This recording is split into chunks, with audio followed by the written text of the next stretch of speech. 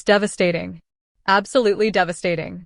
The WNBA, a league fighting tooth and nail for mainstream relevance, just watched over half its viewership vanish overnight, all because one player went down injured. And not just any player.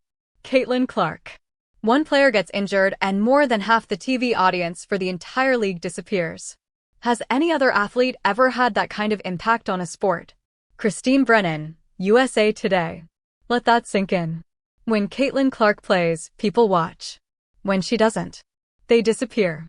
Chart decreasing before her injury. Indiana Fever games averaged 1.81 million viewers.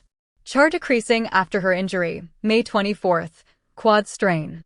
That number dropped to 847,000, a 53% collapse.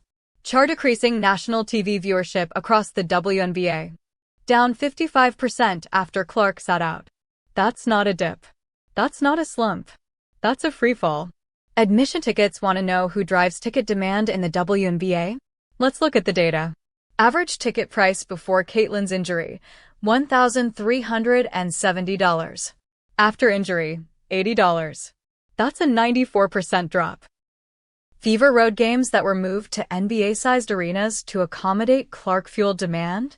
Now they're struggling to fill half the seats.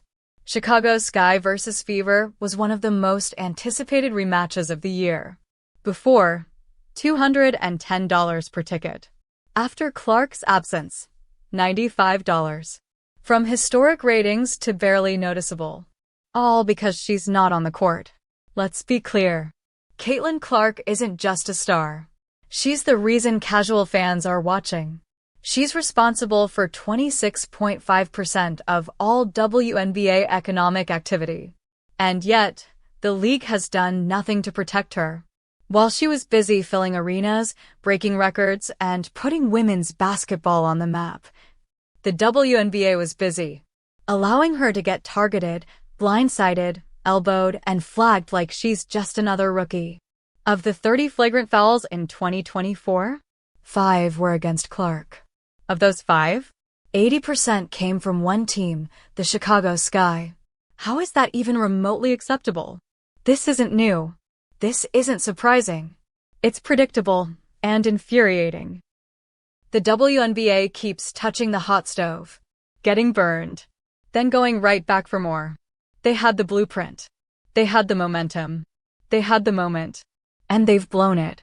Twice in the first month of the season. This isn't just about fans or ticket sales. Corporate sponsors invested millions banking on Clark's presence. Now they're second-guessing everything. And here's the kicker. Calendar at the end of this season, the CBA negotiations begin. The financial health of the league, the player contracts, the future of women's basketball. It all depends on momentum. But now, the WNBA just showed how fragile it all really is. How can you walk into a negotiation and demand bigger salaries when one injury collapses the whole system? Clark came into the league with humility, grace, and maturity. She praised teammates, deflected attention. She never made it about herself. And the league?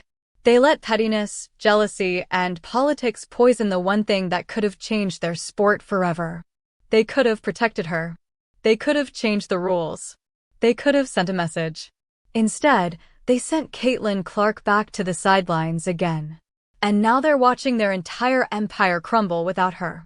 Let me say it loud so the league hears it. Protect the money. In the hood, that's rule number 1. You don't mess with the one person putting food on the table for everybody. Caitlin Clark is the meal ticket, and every hack, every elbow, every blindside is not just a foul on her. It's a foul on the future of the WNBA. Fix it before it's